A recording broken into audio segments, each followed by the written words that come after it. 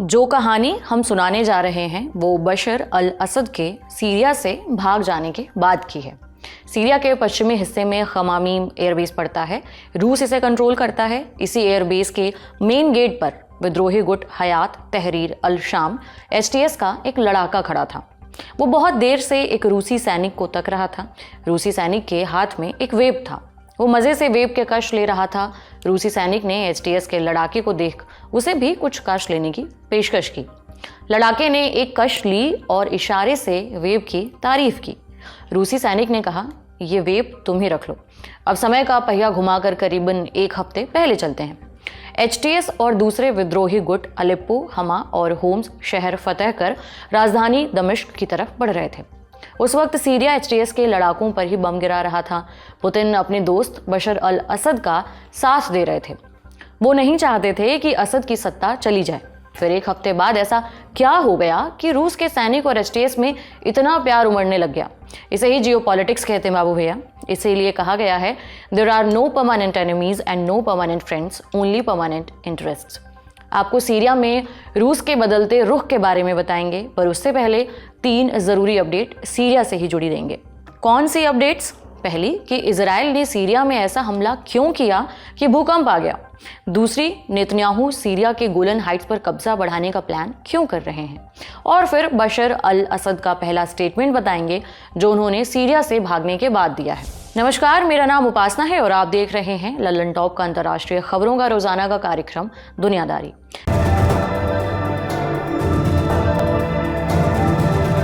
Brought to you by Higher and ITIL. Jugar es divertido. Sonido inmersivo. Conectado. सबसे पहले बात Syria पर Israeli हमले की। ये वीडियो देखिए।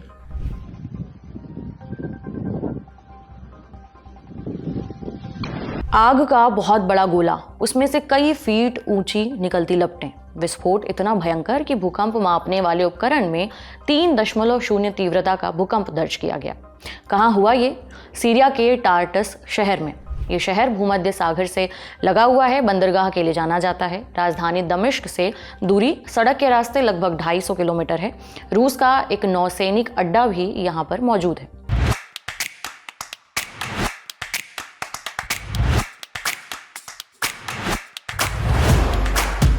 सोलह दिसंबर को कथित तौर पर इजराइल के हमले के बाद ऐसा धमाका हुआ है। इजराइल ने फिलहाल इस धमाके पर कुछ नहीं कहा है, लेकिन इस पर 2 थियरी चल रही हैं। पहली, इजराइल ने कोई खतरनाक बम गिरा दिया है, इसी से यह तबाही हुई है। इसे सोशल मीडिया में कुछ लोग अर्थक्वेक बॉम्ब का नाम दे रहे हैं। सोशल मीडिया में अलग अलग एंगल से वीडियो शेयर हो रही हैं। अर्थक्वेक बॉम्ब इसलिए क्योंकि इस बमबारी से लगभग 800 किलोमीटर दूर मौजूद तुर्की के एक स्टेशन में 3.0 तीव्रता का भूकंप दर्ज किया गया। दूसरी थियरी है कि किसी सैन्य अड्डे पर बम गिराया गया है, वहां खूब सारा गोला बारूद रहा होगा, हथियार भी, इसी वजह से इतना बड़ा धमाका हुआ है। हमने जवाहरलाल नेहरू यूनिवर्सिटी में प्रोफेसर अमिताभ सिंह से पूछा, टार्टस शहर में हुआ हमला क्या इजराइल ने किया है? क्या उसके पास कोई इतना बड़ा बम है जो ऐसा धमाका कर सके, या यह हमला किसी सैन्य अड्डे पर हुआ है? कौन सी थियरी में ज्यादा दम है?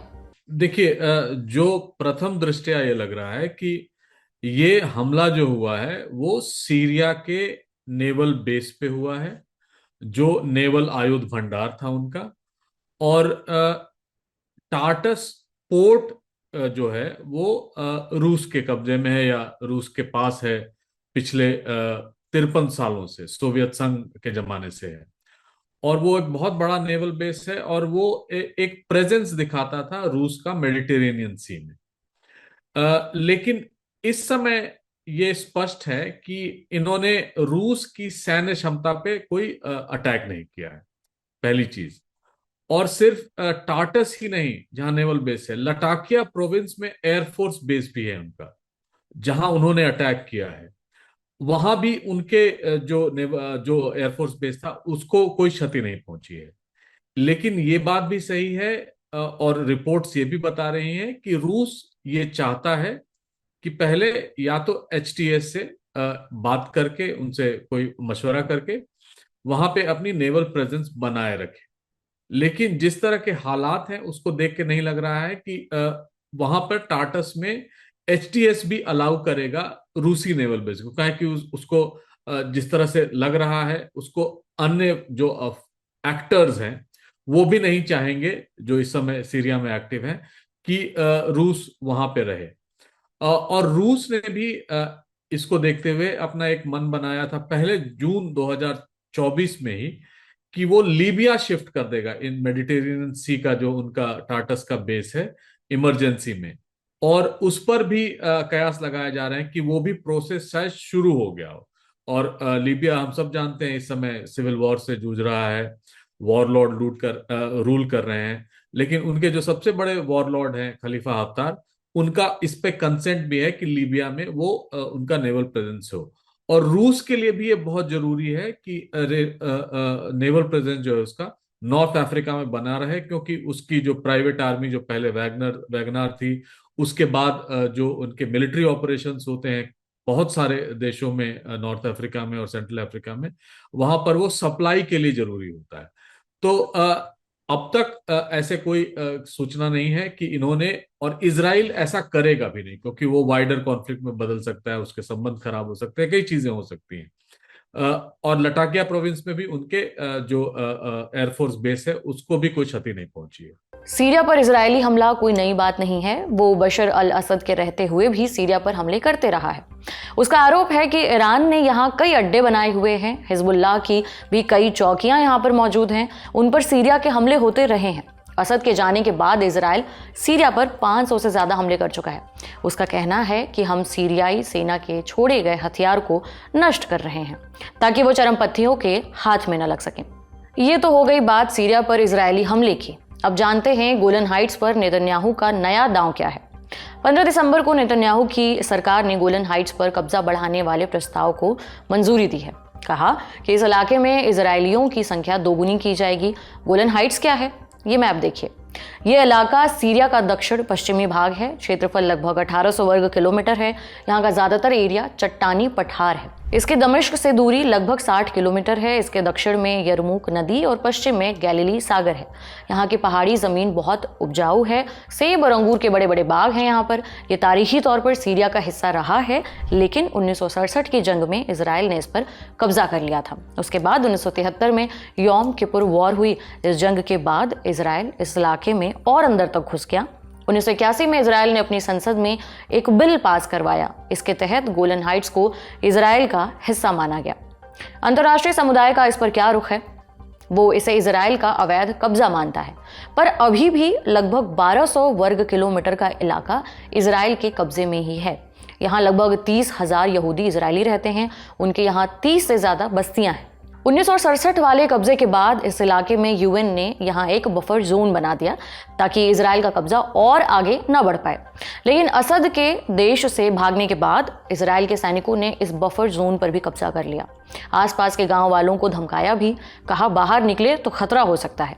अब नेतन्याहू गोलन हाइट्स पर कब्जे की मंशा बना रहे हैं। कह रहे हैं कि हम ऐसा सुरक्षा की दृष्टि से कर रहे हैं।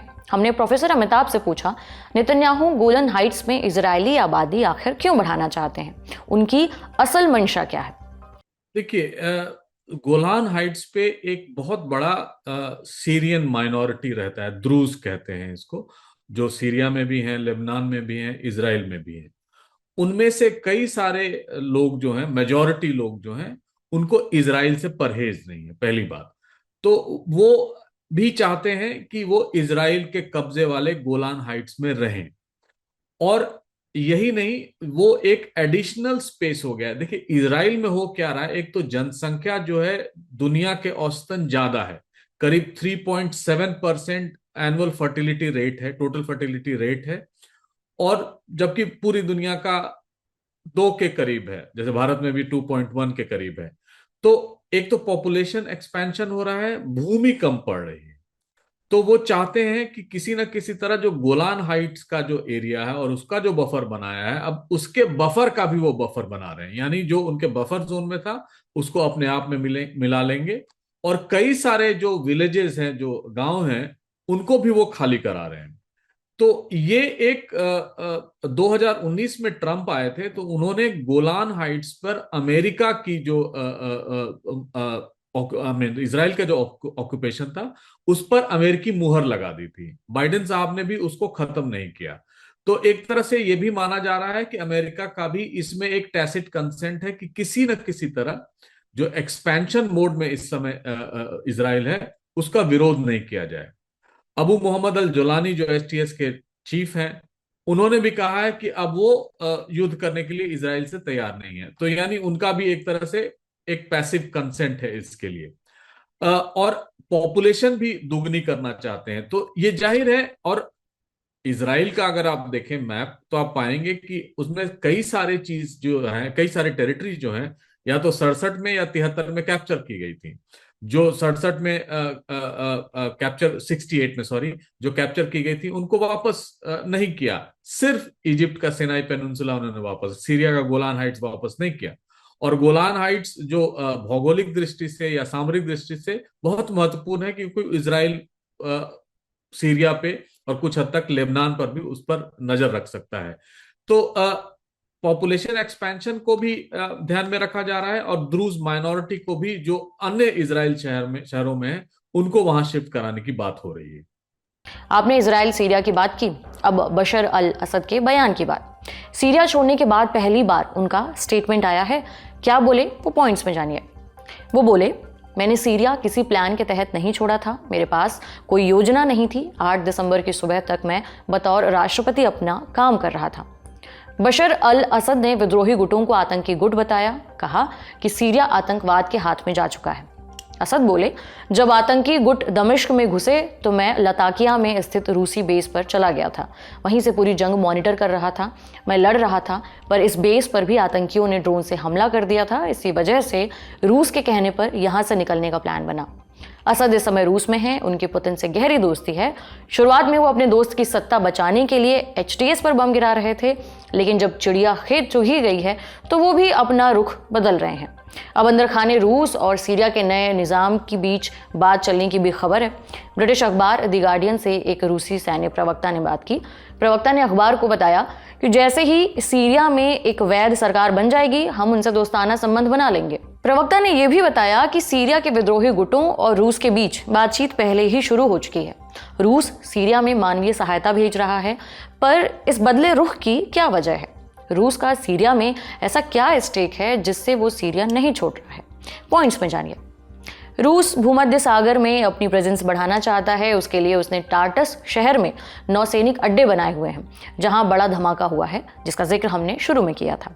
इसके अलावा रूस के सीरिया में मिलिट्री बेस भी हैं। वो सीरिया में अपना प्रभाव बढ़ाना चाहता है ताकि नेटो और अमेरिका के प्रभाव को यहाँ से कम किया जा सके। ऐसे दावे किए जाते हैं कि इस्लामिक स्टेट के बहाने अमेरिका ने विद्रोही गुटों को खूब पैसा दिया, जिससे बशर अल असद की सरकार कमजोर की जा सके। रूस मिडिल ईस्ट में भी अपनी प्रेजेंस चाहता है। लीबिया में पश्चिम समर्थित तख्ता पलट में गद्दाफी की कुर्सी गई, फिर उनकी हत्या कर दी गई। रूस ने उस समय उसकी निंदा की थी। अमेरिका ने इराक को भी बर्बाद कर दिया। रूस सीरिया में ऐसा नहीं होने देना चाहता, इसलिए सीरिया का साथ दे रहा है। 2011 से सीरिया में गृह युद्ध चल रहा था। दिसंबर 2024 में बशर अल असद की सरकार चली गई। रूस का प्लान था कि जब गृह युद्ध खत्म होगा तो वो सीरिया के पुनर्निर्माण में हिस्सा लेगा, इससे उसे बड़े कॉन्ट्रैक्ट मिलते।